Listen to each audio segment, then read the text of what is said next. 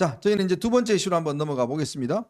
어제 사전투표가 역대 사전투표 중에서 가장 높게 끝이 났습니다. 31.28% 이렇게 끝이 났고, 호남 지역은 뭐 일단 굉장히 높았어요. 40%까지 높고도 했는데, 일단 대구 경북 지역은 좀 낮습니다. 가장 낮게 이렇게 지금 사전투표를 한 건데, 지원이 보시기에 어제 사전투표 이 높은 거 어떻게 분석하세요? 이게 이제 추세예요. 추세니까 이거는 계속해서 그렇게 갈 수밖에 없다 하는 건데, 4년 전 2020년 총선 때요. 전체 투표율이 66점 몇 %였잖아요. 네, 그렇죠. 근데 그 중에 이제 사전 투표율이 26.7%였단 말이에요. 그러니까 전체 투표에서 사전 투표가 차지하는 비중이 한 40% 정도가 됐어요. 네네. 근데 이제 2년 전에 3구 대선 때는 어떻게 됐느냐? 그때는 전체 투표에서 사전 투표가 차지하는 비중이 47 원절이에요. 네, 47%. 그러니까 사전 투표가 차지하는 비중이 계속 지금 높아지고 있는 그 일관된 추세입니다. 그러니까 이거를 어떻게 꺾기는 좀 힘들 것이고, 더군다나 이번에는 한동훈 위원장이 직접 나서서 사전 투표를 독려하고 국민의힘의 254개 지역구 후보자들이 다 첫날 사전 투표를 하지 않았습니까? 그렇죠. 저도 첫날 이제 사전 투표를 했는데 그러다 보니까 더 올라가는 그런 현상들이 지금 나타나고 있고요. 그래서 이번에는 최종 투표율이 저는 70% 근처까지 가지 않을까 이렇게 네네, 보는데, 맞아요. 그렇게 되면은 70%그 뭐예요? 그 전체에서 차지하는 비중이 거의 한 절반 정도. 네. 절반 정도 지난번 대선 수준 정도까지 갈 수도 있지 않겠나 이렇게 봅니다. 지금 사실은 이제 뭐 민주당 입장에서 보면 투표율이 높아지면 자기들은 유리하다는 이야기를 하는데, 근데 이것도 말이 안 되는 게 지난 대선 때 투표율이 높았잖아요.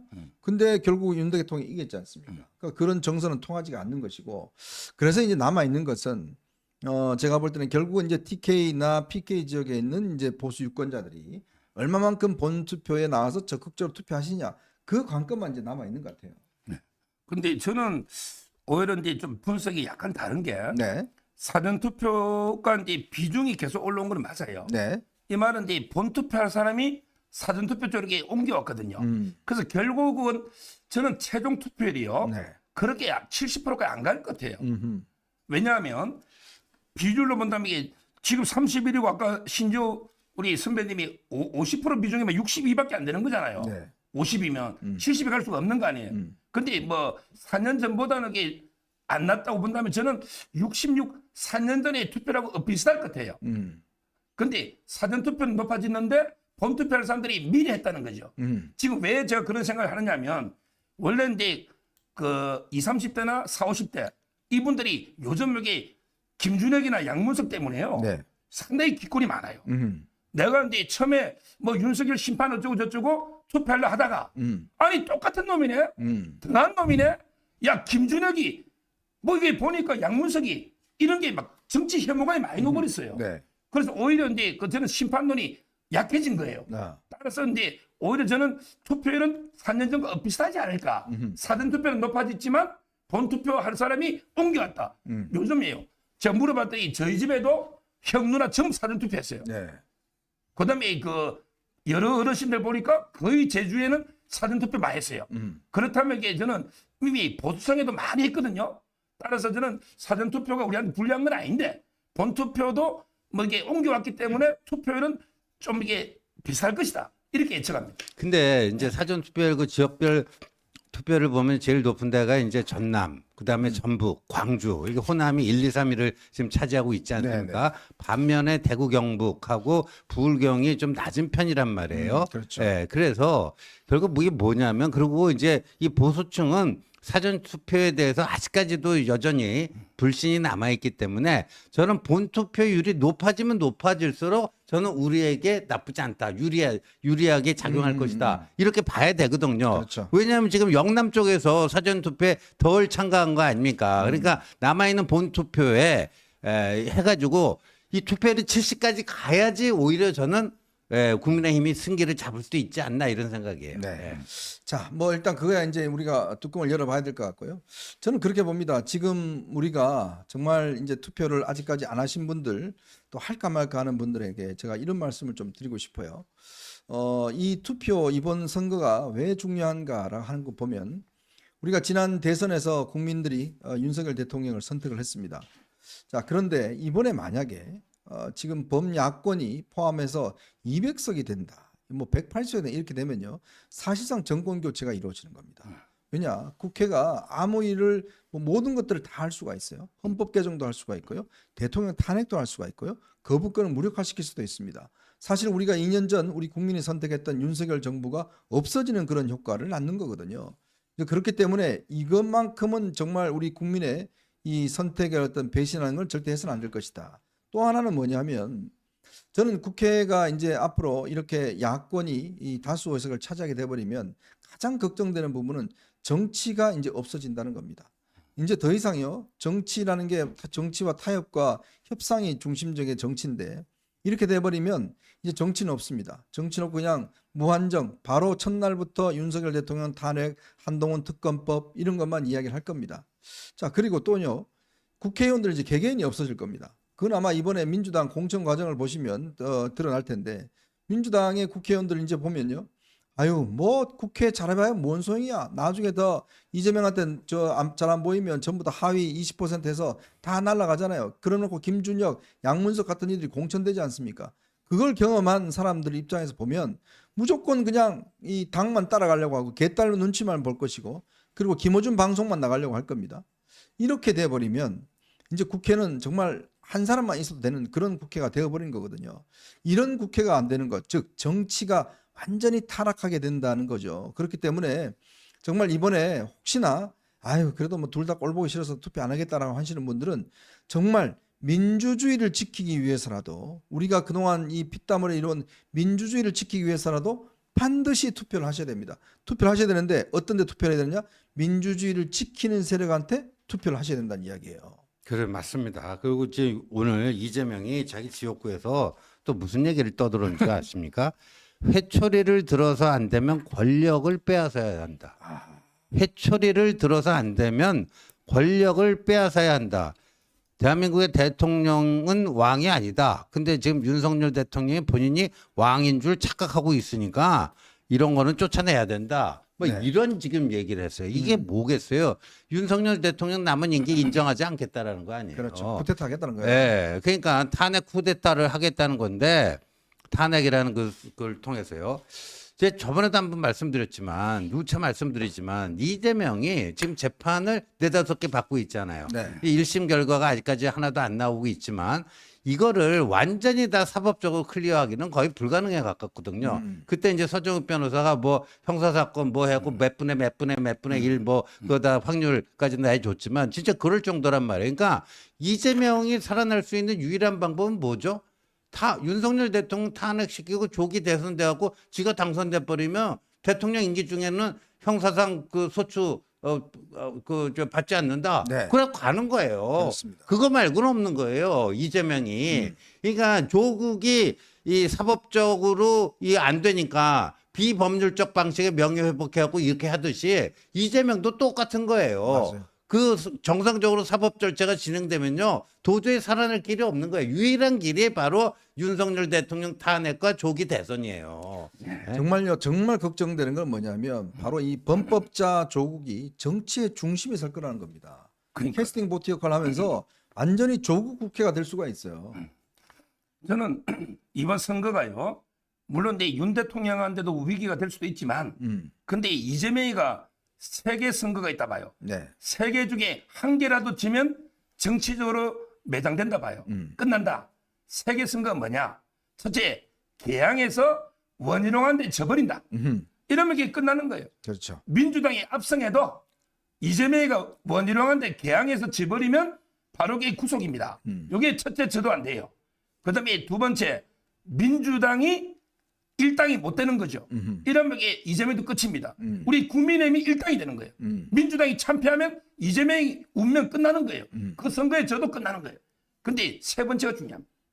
바로 이제 조국이한테 비례해서 지면 전 정치적으로 끝난다 봐요. 아, 지금 제주에 1번, 3번 찍은 사람과 1번, 9번 찍은 사람이 비슷합니다.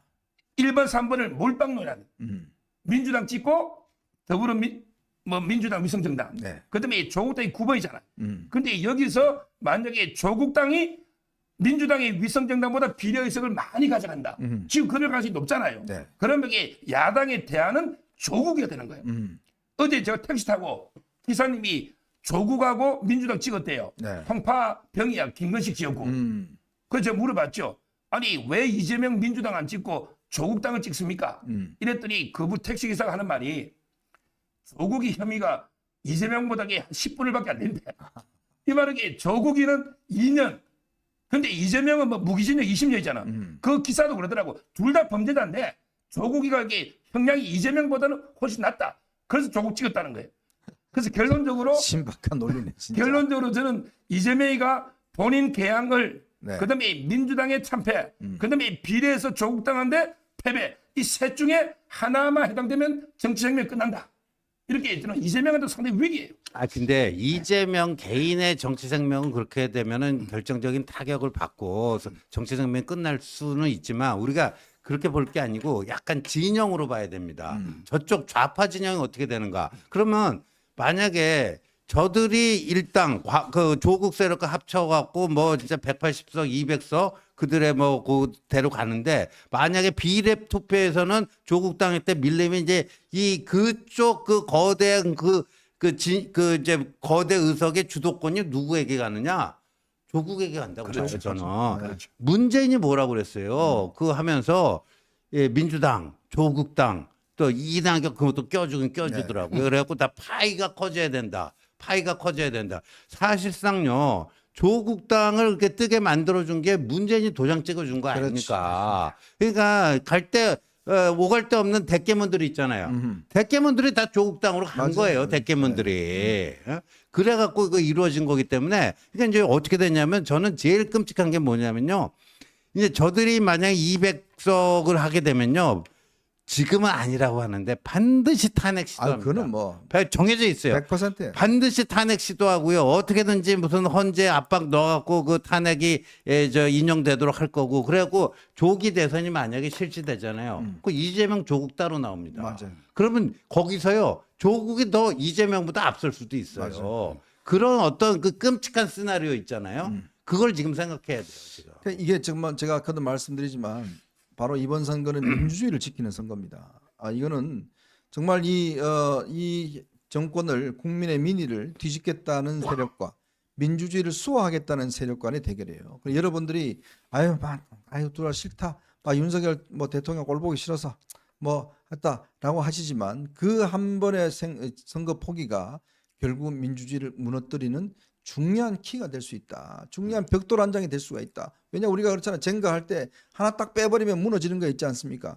여러분이 하나 투표 안 하시면 그냥 무너지는 거예요. 우리가 그동안 쌓아온 것들 아까 이야기했지만 조국과 이재명 일당들이 노리는 게 우리 지원님도 이야기했지만 결국 비법률적 방식으로 정권을 뒤엎는 겁니다. 그게 바로 뭐겠습니까? 이번 지금 총선을 통해서 뒤엎겠다는 거고 상황을 하겠다는 게 바로 문재인이지 않습니까? 상황 문재인의 결국 조국이가 이런 비법률적 방식으로 지금 뭔가 뒤집겠다 이걸 하고 있기 때문에 이 실체를 우리가 정말 정확히 파악을 해야 됩니다. 그러니까요. 지금 이제 저 방송 가서 좌파 패널 한 놈이 막 200석 떠들길래 네. 야, 너 200석 따면 뭐 할래?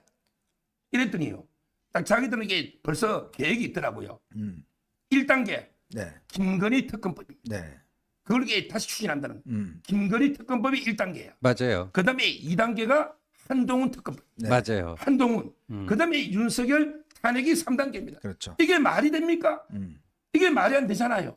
저는 뭐 지금도 이게 그 아주 좀 긍정적으로 생각해요. 이번 선거 제 주의 분위기는 지금 이 보수층이 대결집이라고 있기 때문에 제 개인적으로는 저는 조심스럽게 조국하고 이재명이 합치면 몰라도 단독으로는 게 일당도 가능하다. 네. 저는 아직 그런 믿음을 가지고 있는데 정말 이제 우리 그 제 주위에 있는 분들이 이제는 이제 분노가 없고 위기감을 가지고 있어요. 네. 걱정을 해요. 옛날에는 야 근데 정권 너무 왜 이래 못해 분노하신 보수가 있었거든요. 지금은 이제 그 어르신들이 걱정을 해요. 나라 걱정 이게 애국심입니다. 야 큰일 났다 이게 좌파들이 200석 하면 이게 우리 나라 뒤집어진다. 대한민국 무너진다. 이런 게 걱정이 많아요. 나라 걱정 하나. 따라서는 그분들이 다 투표하기 때문에 한번 까보십시오. 저 느낌은 괜찮아요. 뭐 과학적인 통계는 없어요. 아니 제가 뭐 이제 만약에 그들이 200석을 갖게 되면 이렇게 시도할 것이다 그런 얘기를 했더니 뭐 제가 객관적으로 그들이 200석을 가질 거라고 전망한다고 또 오해하시는 그건 분들인데 잘 들으셔야 됩니다. 만약에 우리가 여기서 그냥 낙담하고 아예 그냥 나 이번에 투표 안 할래 뭐 이렇게 돼버리면 혹시라도 그런 결과가 나오면 이 나라가 어떻게 되느냐 절단 난다. 그러니까 우리가 위기의식을 가지고 마지막 그 있는 힘을 다 발휘해서 투표장에 나가고 찍자 그 얘기를 하는 겁니다. 자, 바로 그게 지금 뭐냐면 바로 장해찬의 저는 행동이라고 봅니다. 지금요, 그렇게 우리가 뭐 본인의 어떤 이 녹록한 상황이 아닙니다. 지금 우리가 다 세 명이 공유했지만 이번 선거 가지고 있는 의미가 뭔지 제가 어제 그저께 보니까 장해찬이 무슨 저 윤 대통령 사진을 올렸던데 같이 있는 사진 정말요. 만약에 거기서 무너지면 윤 대통령 사진 이건 말이 안 되는 겁니다. 지금 윤 대통령을 지금 위하는 길이라고 본인은 생각할지 모르겠지만 이거는 윤 대통령을 위하는 길이 절대 아닙니다. 정말 윤 대통령 어려움에 처하게 만드는 길이고 위기에 처하게 만드는 일이에요. 그걸 정확히 본인이 인식을 해야 됩니다. 만약 저 장해찬이 그렇다면 그 주변에 도와주시는 분들 저는 그분들도 이제 선택을 해야 되는 상황이라고 봅니다. 이게 과연 누구를 위하는 길인지 이재명 조국을 위하는 길인가 윤 대통령을 위하는 길인가 이제 거기에 선택을 우리가 해야 되는 단계예요. 더 이상 이 선언을 부추기는 분들 이제 판단하셔야 됩니다. 내가 이 장해찬 계속 출마하는 거 부추기는 분들 결과적으로 어떤 결론을 원하시는 건지 그거를 정확히 인식을 하셔야 된다는 거예요. 예, 그래서요 이적 행위에는 크게 보면 형태가 두 가지가 있습니다. 의도적 이적 행위, 아예 이적 행위라고 하는 목적 의식을 가지고 의도적으로 하는 이적 행위가 있는가 하면요. 지금 이제 장해찬 후보를 도우면 어떻게 되냐? 결과적 이적 행위가 되는 거예요. 네. 결과적 이적 행위. 근데 결과적 이적 행위라도요. 의도적 이적 행위보다는 뭐 결과는 정상천박에 똑같습니다. 뭐가 있을 줄 모르겠지만 이 냉혹한 정치의 세계에서는요. 똑같은 거예요. 예, 똑같은 결과는 겁니다. 똑같습니다. 저도 이제 이거 한마디 하면 네. 오니까 이제 우리 이현종 선생님 그 눈이 네. 이제 그 빨개가 뭐 실핏줄이 터진 것 같은데 네네. 장해찬 때문에 터진 겁니까? 모르죠. 근데요, 제가 장해찬에게 두 가지를 다시 요구합니다. 지금 이제 좀 늦었지만 네. 지금이라도 이 본투표 전에 사퇴하시라. 네. 다시 한번 강조하는 게 우리 성경에 진짜 엄마 가짜 엄마 있잖아요. 네, 그 그렇죠. 아기 네. 음악 할 때 네. 진짜 윤석열 대통령을 누가 더 사랑하느냐? 네. 정연우 후보냐? 아니면 이게 장해찬이냐? 장해찬 자기가 스스로 1호 참모로 윤 대통령 진짜 더 사랑한다면 본인이 지금 그만두는 게 맞아요. 네. 진짜 엄마가 아기를 더 사랑하니까 포기한 거 아닙니까? 그걸 지금이라도 사퇴하시라 말씀드리고 자, 두 번째 사퇴 끝까지 안 한다. 이제는 이제 그 우리 자유법 국민들이 표로서 한쪽을 몰아줘야 됩니다. 네. 몰아줘야 돼요. 한쪽을 이렇게 정연우 국민의힘 후보 쪽으로 몰아서 반드시 민주당의 당선을 막아야 된다. 네. 그 한석이 정말 중요합니다. 네. 이 두 가지를 제가 다시 한번 말씀드립니다. 그 얌얌님께서 뭐 장해찬이가 뭐 대통령 가까운 관계자들 사퇴 압박이 없고 물밑에서 응원하고 있다 이렇게 밝혔다고 하는데요. 거짓말입니다. 제가 다 확인했습니다. 거짓말이니까요. 여기에 속지 마시기 바랍니다. 뭐 대통령하고 통화했다는 둥 어쩌다는 둥 다 거짓말입니다. 그 지금 본인이 살기 위한 거짓말이기 때문에 제가 이런 말씀까지 드린 이유는 그런데 현혹되지 마시라고 말씀을 드리는 겁니다. 그는 윤 대통령도 이 상황을 굉장히 심각하게 여기고 있다는 거 뭐 그것만 제가 이야기를 드리겠습니다. 자, 저는 이제 마지막 이슈로 넘어가 보겠습니다. 여러분 보시면서요 좋아요 많이 눌러주시고 많은 응원 부탁드리도록 하겠습니다.